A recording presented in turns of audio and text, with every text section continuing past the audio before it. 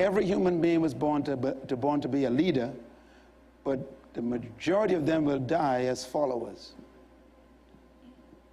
And that's because our culture is designed to suffocate your leadership potential and convince you that you are a follower.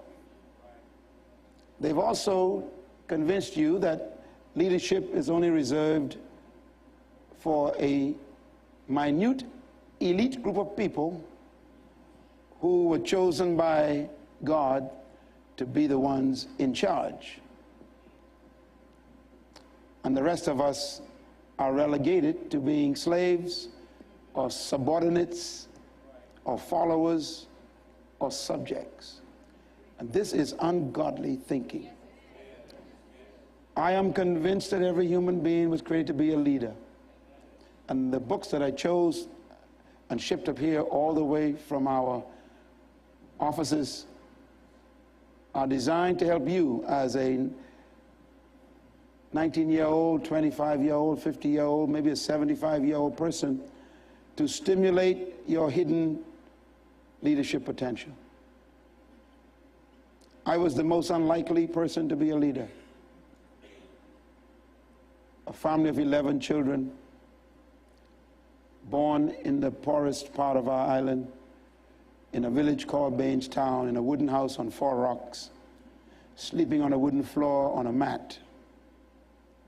And today, I have the privilege of advising heads of state, training companies, developing executives in Fortune 500 companies, and building a leadership institute with modules in many different nations.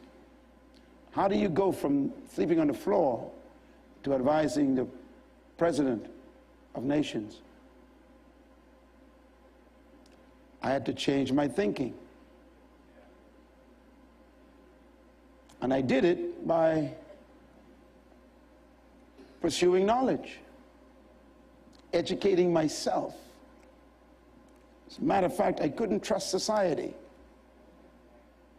because society has already chosen what you can do and cannot do. And they educate you to be a servant. And they train you to get a job. And so I had to break away from that culture and discover the truth about life myself. Books are my best friend. My library is my greatest value of possession. If you had a choice to give me a box of chicken or a book, I would take the book, because the book will teach me how to fry my own chicken. So never think of your stomach before you think of your head.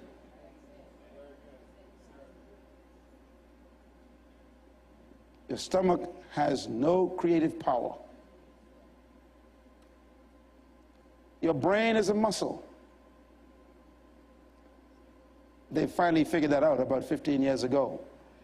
And all muscles must be exercised in order to be strengthened.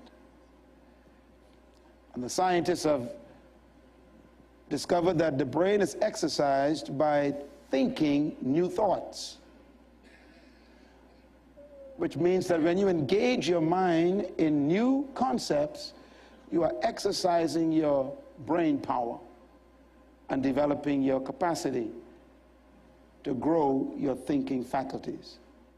This is why we encourage people to pursue knowledge. Write this reference down, Proverbs chapter 4, verse 7. It says, "In all your getting, get wisdom." The next statement says, "And if it costs you all you have, go after understanding." If it costs you what? That means if all you have is $20, You got a choice between a Kentucky Fried Chicken box or a book. And God says, go for the book. If it's the last thing you have, he says, buy knowledge. Because food will last in your system for 6 hours, and it comes out of the drought. But if you read a book with that same $20, it'll last how long? You take it into eternity. So wise people know how to invest their money. And the greatest investment, according to that verse right there, is get knowledge, understanding. So I really beg you tonight to invest in yourself. I do it, and that's why I stand here to talk to you. And the more you invest in yourself, the more God trusts you with people. Like Paul told Timothy, study to show yourself approved of God. There's some folks God don't approve because they didn't study. And then it says, then you'll be a workman who won't make God ashamed. So turn your home into a library. Turn your shelves into a university. And turn your armchair into a classroom. And transform your life in your own house. And watch God expose you to the world, because he won't be ashamed of you. And all you're getting, get understanding. If it costs you all you have, get wisdom, knowledge.